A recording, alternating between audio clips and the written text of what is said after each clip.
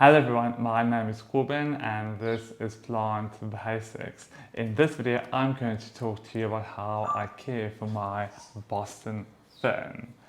I can't even believe that this is the same plant that I did a rescue video on about a year ago, and that plant when I was finished with it, it didn't really look that great.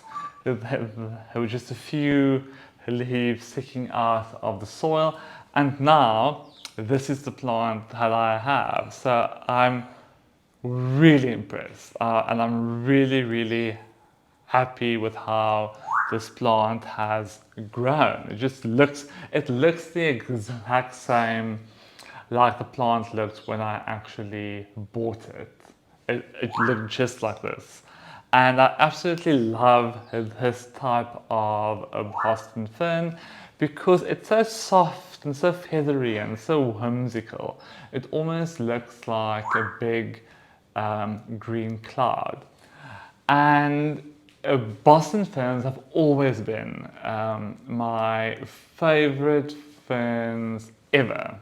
And I think that's partly due to the fact that my grandmother had a big fern in the entranceway of her house, and I can remember it so vividly as a child.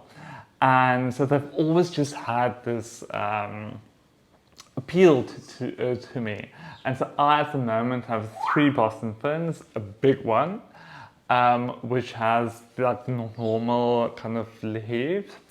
Then I have this one which is very feathery, and then I have one at the back here behind me, which is kind of in between those two. It has that same leaf shape as the other one, but the kind of smaller leaves are a bit more feathery. And all 3 of them are exactly the same. So the first thing that I found with Boston ferns is the moisture, and this is really with all ferns, is that you need to keep them moist. They always need to be kept moist. And it makes a lot of sense if you think where ferns normally grow. You know, they grow close to streams, to rivers, in places with lots of humidity. So really being moist is really important. And so with my big one, I water that plant every day. Every day I give that plant a little bit of water. Less so with this one because it was repotted, some time ago, and it hasn't really, I think, filled the pot. So I probably water this every 3rd day. And the one at the back, I also water every day because it's also really pot bound. But with ferns, it doesn't really matter if they are pot bound because they quite like to grow in small confined spaces. So the first thing if you want to have a beautiful fern is to always check the moisture. But Alex, this one, I can't, this is why I always struggle filming my videos. But anyway, but on the other hand, I want to say that you want to keep them moist, but you also don't want to keep them too moist. And what I mean by that is you don't want the plant to really stand in your water. So when you water your plant, always check if there's not any water that's trapped in your cover pot or in your drip tray. And then you just always want to empty that out.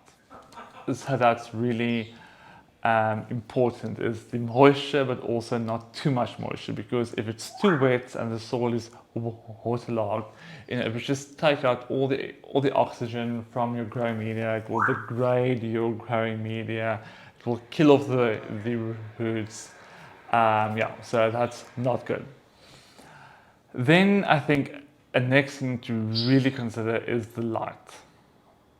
So ferns in general like lower light. They don't like bright light. They don't like direct sunlight. Perhaps maybe a few rays, here and there. But they also don't want to be in darkness. It's really getting a nice balancing act, I'd say. But on the main, I would say that medium light is good. So close to a window, but not in a window, if that makes sense.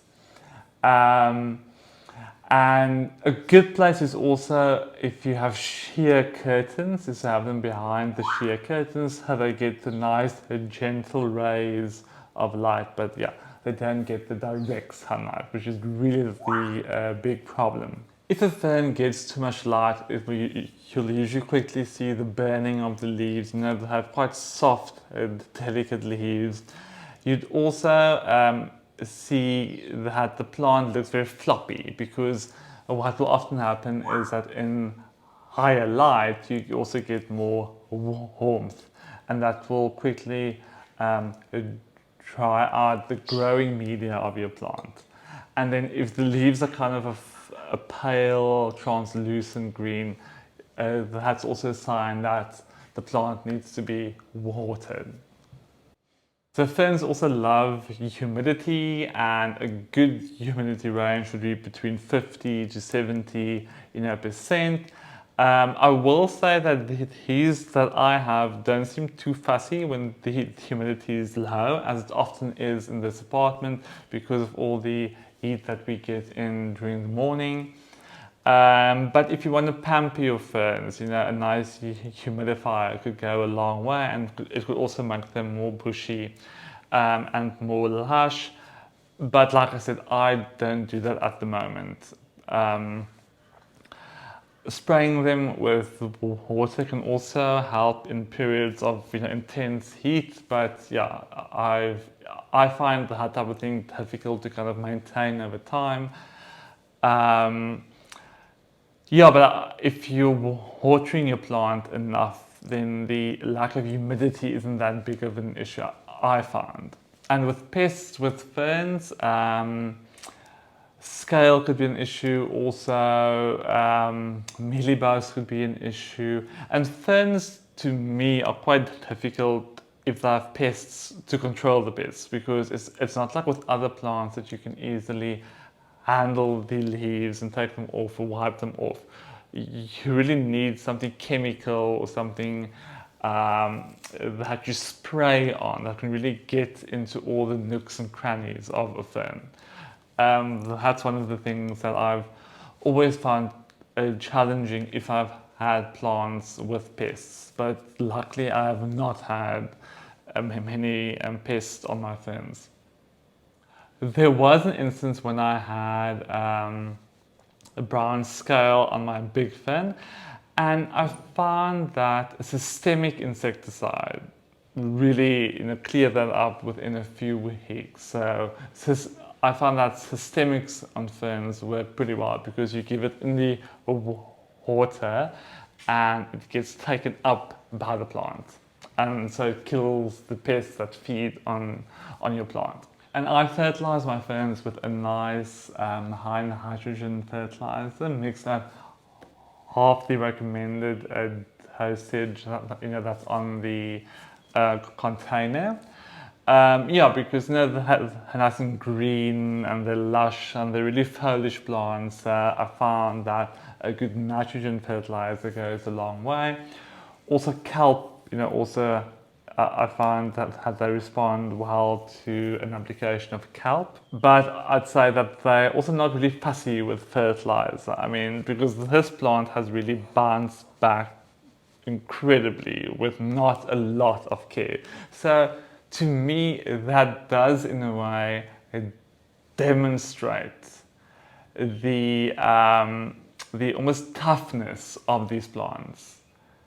That if they're kind of going downhill a bit, you can cut them back, take them out of the pot, divide them up, replant them, and they will bounce back. They will grow. And it's interesting because ferns in general have a reputation of not being easy to grow, but I've quite found the opposite, that they are easy to grow, that they're actually easier to grow than a lot of other plants that I have. So I hope that you've enjoyed this video. If you like this video, please give it a thumbs up and please subscribe to see more videos like these. I will see you in the next video. Bye.